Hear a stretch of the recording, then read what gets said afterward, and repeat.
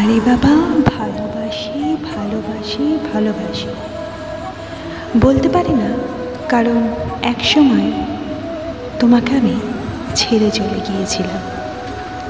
বুঝতে পারিনি তুমি আমার জন্য এতটা ইম্পর্ট্যান্ট। আজ নো কন্ট্যাক্ট সিচুয়েশনে বুঝতে পেরে গেছি তুমি কতটা আমার জন্য ইম্পর্ট্যান্ট, যে তৃতীয় ব্যক্তির জন্য আমি তোমায় ছেড়ে যেতে বাধ্য হয়েছি, বা আমার মন বলেছিল হয়তো তারই সঙ্গে সুখে থাকব। সে আজ কবিতার মতো বা সেই শেষের কবিতার মতো উড়ে গিয়েছে।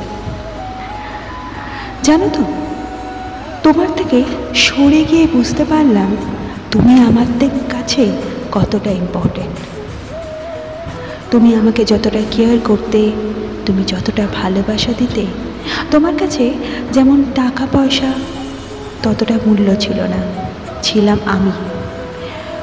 সব সম্পর্কে ভালোবাসার সঙ্গে, হ্যাঁ ভালোবাসার সঙ্গে টাকা পয়সাটাও ইম্পর্ট্যান্ট, কিন্তু তোমার ওই ছোট্ট ছোট্ট হাসি, ছোট্ট ছোট্ট মুহূর্ত, এতটা কেয়ারিং, আর তোমার সেই অল্পতে খুশি থাকা আজ আমি বড্ড বেশি মিস করছি।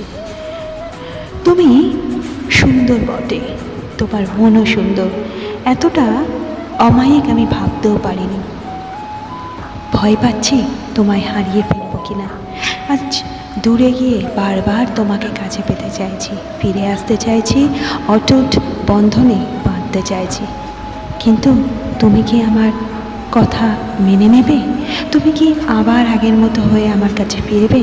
সেটার জন্যেই বারবার ভয় পাচ্ছি।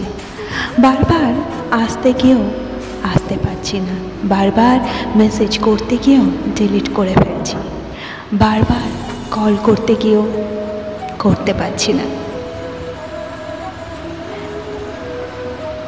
আমি বলি তোমার কাছে আমি ফিরে আসতে চাইছি। সো হ্যালো গাইজ বন্ধুরা, আমি ছিলাম মাধুরী তোমাদের সঙ্গে। অনেকেরই মনের কথা এখন এমনি, অনেকেই না বলা কথাগুলো বলতে পারে না, ভালো মানুষকে ছেড়ে দিয়ে অন্য অলিক কল্পনার পেছনে ছুটে বেড়ায়।